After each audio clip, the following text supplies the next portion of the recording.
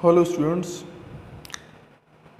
अब हम पढ़ेंगे ऊर्जा के वैकल्पिक स्रोतों की आवश्यकता हमें क्यों होती है।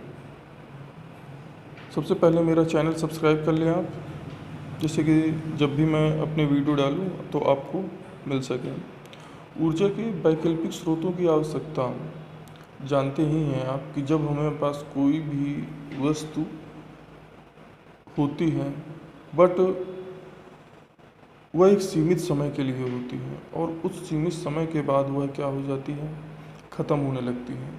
तो उस वस्तु की जगह हम और क्या यूज कर सकते हैं, इसको यूज कर सकते हैं। उसके लिए जिन स्रोतों का हम यूज़ करते हैं उन्हें वैकल्पिक स्रोत कहते हैं।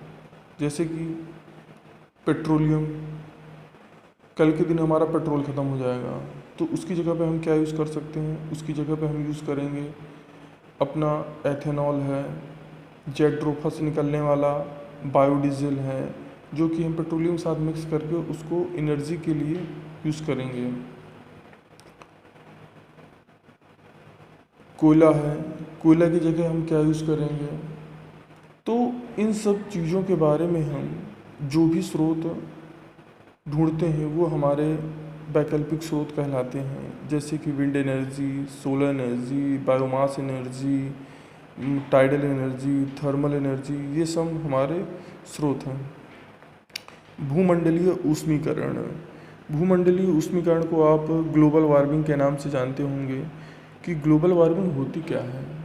ग्लोबल वार्मिंग एक ऐसी स्थिति होती है जिससे कि हमारे इन्वायरमेंट का ताप बढ़ता चला जाता है और इन्वायरमेंट का ताप बढ़ने की वजह से हमारे जो ग्लेशियर्स हैं वो पिघलने लगते हैं। हमारे जो जलवायु परिवर्तन है उस पर भी गहरा प्रभाव पड़ता है। तो ये सब हमारा ग्लोबल वार्मिंग कहलाता है। और ग्लोबल वार्मिंग की वजह से ही आजकल जो भी आपदाएं आ रही हैं वो सब हो रही हैं। ग्रीन हाउस इफ़ेक्ट क्या होता है। ग्रीन हाउस इफ़ेक्ट, जैसे कि आजकल जो हमारी जो ग्रीन हाउसेस गैसेस होती हैं, कार्बन डाइऑक्साइड, जल वाष्प, नाइट्रस ऑक्साइड, मीथेन, ओजोन, जो भी ये गैसेस होती हैं वायुमंडल में जाकर वायुमंडल को हमारे गर्म करती हैं। और वायुमंडल जब हमारा गर्म हो जाता है तो हमारे जो वायुमंडल चक्र होता है उस पर जो प्रभाव पड़ता है उसे हम ग्रीन हाउस इफ़ेक्ट कहते हैं। जैसे कि समय पर वर्षा ना होना, हमारे ग्लेशियर्स का पिघलना, हमारे हर वर्ष जो टेम्परेचर है उसका बढ़ते जाना, ये सब हमारा ग्रीन हाउस इफ़ेक्ट कहलाता है। ओजोन परत क्षय, ओजोन परत का क्षय क्यों हो रहा है, क्योंकि जैसे जैसे हमारे पृथ्वी पर कार्बन डाइऑक्साइड बढ़ता जा रहा है, जो हमारी ग्रीन हाउस लेयर होती है, जो हमारी ओजोन परत होती है, उस पर बैड इफ़ेक्ट डालती हैं और बैड इफ़ेक्ट होने के कारण वो धीरे धीरे क्षय हो रही है। क्षय होने की वजह से सूर्य से आने वाली परावैंगनिक किरणें हमारे इन्वायरमेंट को क्षय पहुंचाती हैं। तो इसको हम कहते हैं डिफ्लेशन ऑफ ओजोन लेयर। अब हम देखते हैं अम्ल वर्षा क्या होती है।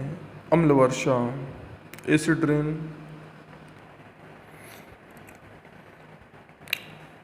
एसिड रेन हमारे वातावरण में ये जो हमारे औद्योगिक क्षेत्र होते हैं यहाँ से जो गैसें निकलती हैं SO2, NO2, ये हमारे वातावरण में जाकर इकट्ठा हो जाती हैं और वहाँ पर जाकर इकट्ठा होने के बाद यह